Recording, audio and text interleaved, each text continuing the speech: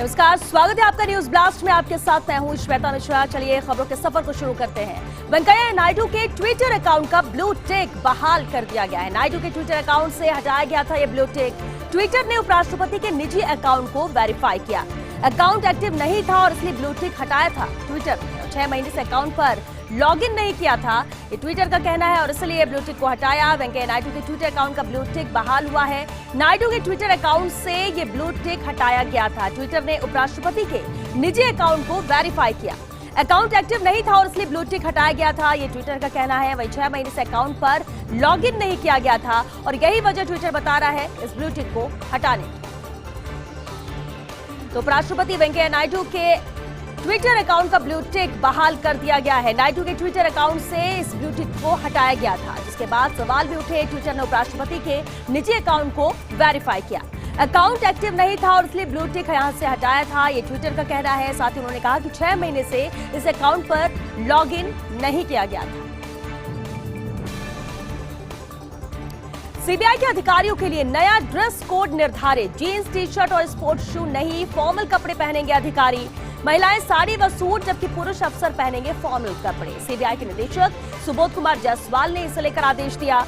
कुछ दिनों से सीबीआई में बढ़ गया था जीन्स टी शर्ट का चलन और इसे रोकने के लिए ही ये बेहद अहम फैसला लिया गया है। सीबीआई के अधिकारियों के लिए अब ये नया ड्रेस कोड निर्धारित कर दिया गया है, जिसमें जीन्स, टी शर्ट और स्पोर्ट्स शू अब नहीं चलेगा। फॉर्मल कपड़े पहनेंगे सभी अधिकारी। महिलाएं भी साड़ी व सूट में ही नजर आएंगी, जबकि पुरुष अफसर पहनेंगे फॉर्मल कपड़े। ये ड्रेस कोड निर्धारित किया जा चुका है। सीबीआई के निदेशक सुबोध कुमार जायसवाल ने इसे लेकर आदेश दिया। कुछ दिनों से सीबीआई में जीन्स टी शर्ट का चलन बढ़ गया था, लेकिन अब ये नया ड्रेस कोड है, जिसे लेकर आदेश दिए जा चुके हैं, निर्धारित किया जा चुका है सीबीआई के अधिकारियों के लिए नया ड्रेस कोड, जहां पर sports shoe, jeans, T shirt अब नहीं पहने जाएंगे। फॉर्मल कपड़े ही अधिकारी पहनेंगे। वही महिला अधिकारी भी साड़ी व सूट में ही नजर आएंगे और पुरुष अफसर पहनेंगे फॉर्मल कपड़े। सीबीआई के निदेशक सुबोध कुमार जायसवाल ने यह आदेश दिया है। अब की बार बीएसपी की अकेले चलो की रणनीति। उत्तर प्रदेश विधानसभा चुनाव की तैयारी में जुटी है बीएसपी। खुद बीएसपी सुप्रीमो मायावती ने इसका ऐलान किया, क्योंकि पार्टी का मानना है गठबंधन से होता है बीएसपी को नुकसान। गठबंधन में बीएसपी का वोट तो आसानी से शिफ्ट होता है और दूसरी पार्टियों का वोट नहीं मिलता है बीएसपी को, और ऐसे में बीएसपी को ही नुकसान होता है। और इसलिए अब की बार बीएसपी के अकेले चलो की ये रणनीति है। उत्तर प्रदेश विधानसभा चुनाव की तैयारी में बीएसपी पूरी तरह से जुट चुकी है और खुद बीएसपी सुप्रीमो मायावती ने इसका ऐलान किया है, क्योंकि पार्टी का मानना है गठबंधन से होता है बीएसपी को नुकसान। गठबंधन में बीएसपी का वोट तो आसानी से शिफ्ट होता है, लेकिन दूसरी पार्टियों का वोट बीएसपी को नहीं मिलता और ऐसे में सीधे तौर पर नुकसान बीएसपी का। और इसलिए अब रणनीति अकेले चलो की है बीएसपी की आगामी विधानसभा चुनाव।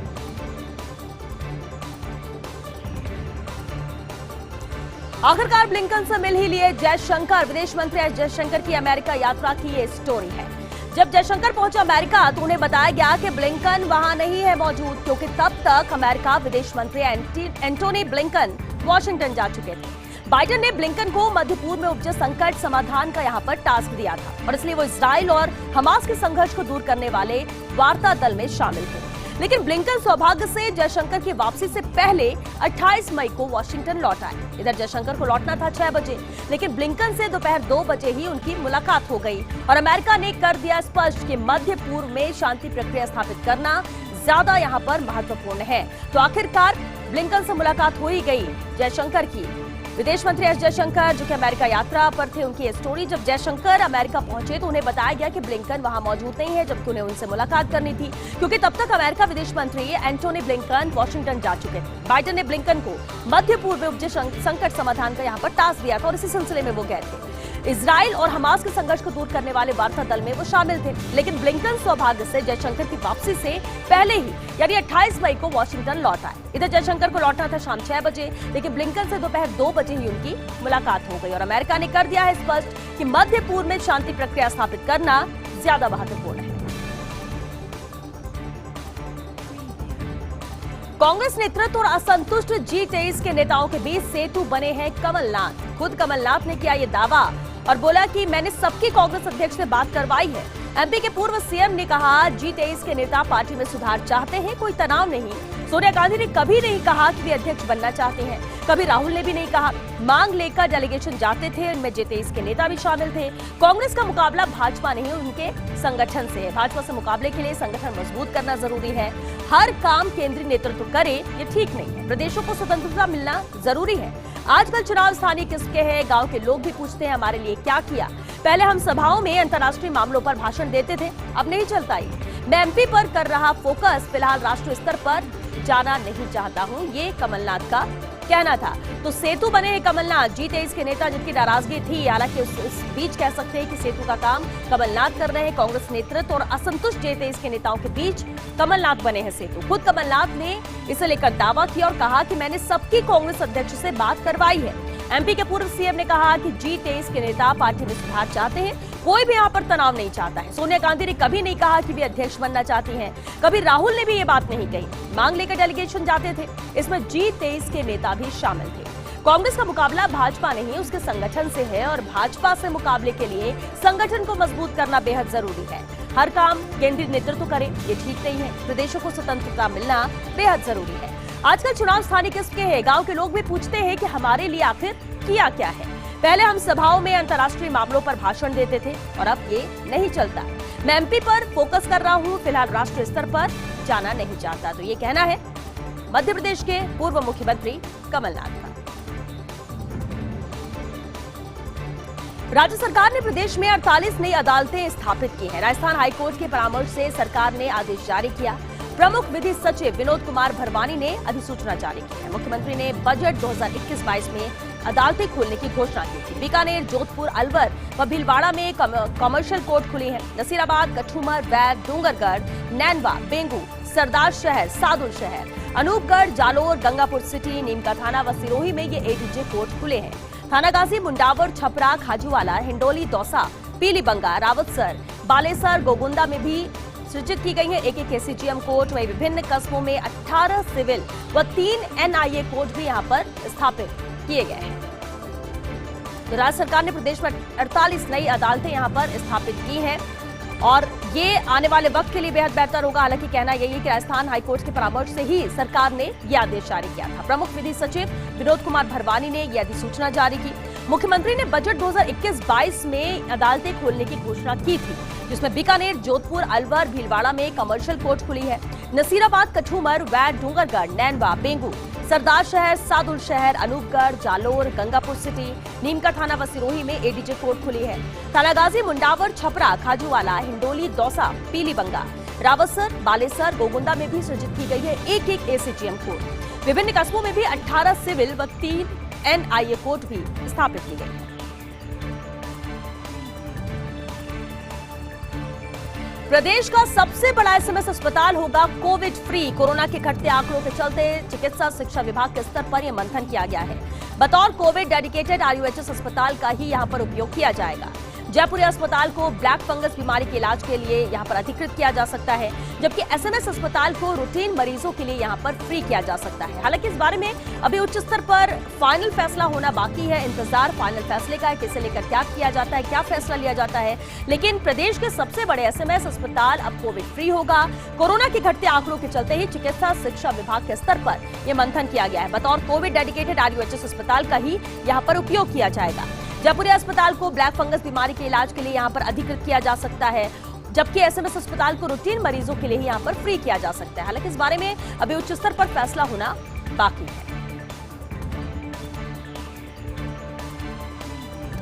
कोरोना की दूसरी लहर से गड़बड़ाया राजस्व अर्जन। परिवहन विभाग को मई में मिला उम्मीद से बहुत कम राजस्व। जोधपुर RTO ने अप्रैल में 28 करोड़ 37 लाख का राजस्व अर्जित किया। लॉकडाउन के चलते मई में जोधपुर को सिर्फ 6 करोड़ 80 लाख का राजस्व भी मिल सका है।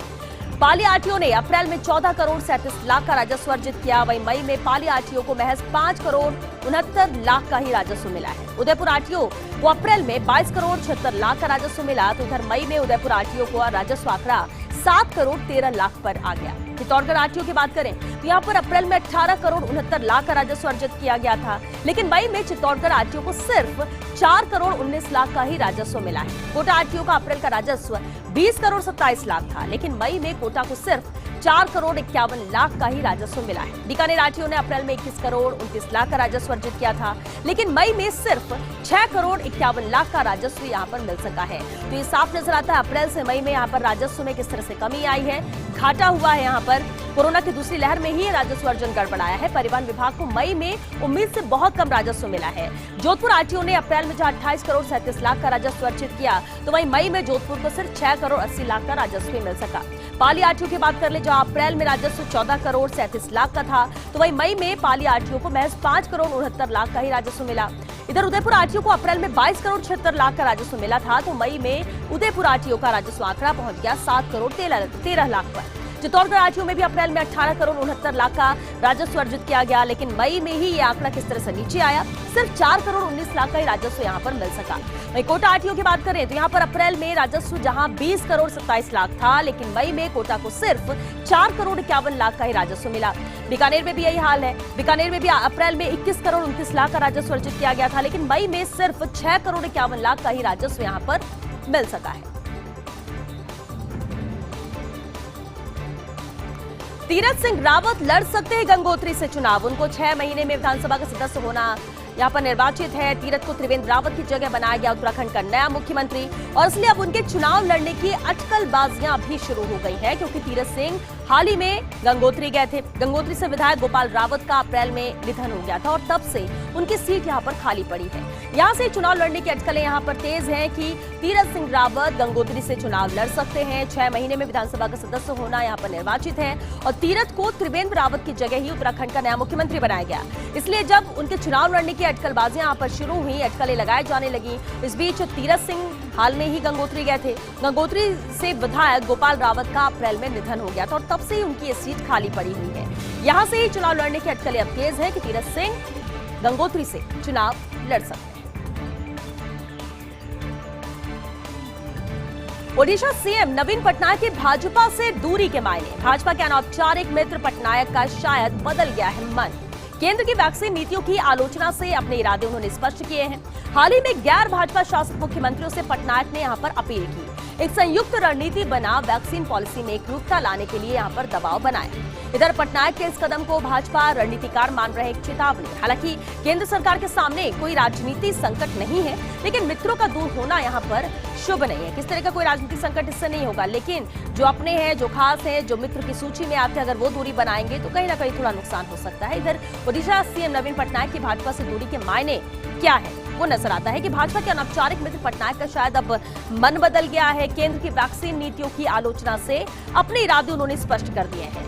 हाल ही में गैर भाजपा शासित मुख्यमंत्रियों से पटनायक ने अपील की, एक संयुक्त रणनीति बनाओ, वैक्सीन पॉलिसी में एकरूपता लाने के लिए यहाँ पर दबाव बनाए। इधर पटनायक के इस कदम को भाजपा रणनीतिकार एक चेतावनी के तौर पर मान रहे हैं। हालांकि केंद्र सरकार के सामने कोई राजनीतिक संकट नहीं है, लेकिन मित्रों का दूर होना भी शुभ संकेत नहीं है। आखिरकार बच गई येदियुरप्पा की कुर्सी, जबकि कर्नाटक में कई विधायक राजी नहीं थे। ज्यादातर विधायक चाहते थे प्रदेश में नेतृत्व परिवर्तन किया जाए, लेकिन कोरोना महामारी ने येदियुरप्पा का टाल दिया था फिलहाल संकट। वहीं मंत्रिमंडल में उनके वफादारों के समर्थन से मजबूती से वो डटे रहे और 78 वर्ष आयु सीमा पार कर चुके येदियुरप्पा विरोध के बावजूद पद पर कायम है। तो ये साफ नजर आता है, विरोध हुआ था उनका, आखिरकार येदियुरप्पा की कुर्सी बची गई है। जबकि कर्नाटक में कई विधायक राजी नहीं थे उन्हें लेकर। ज्यादातर विधायक चाहते थे प्रदेश में नेतृत्व परिवर्तन किया जाए, लेकिन कोरोना महामारी ने येदियुरप्पा का फिलहाल का ये संकट टाल दिया है। वही मंत्रिमंडल में उनके वफादारों के समर्थन से मजबूती से वो डटे रहे और 78 वर्ष आयु सीमा पार कर चुके येदियुरप्पा विरोध के बावजूद पद पर कायम है।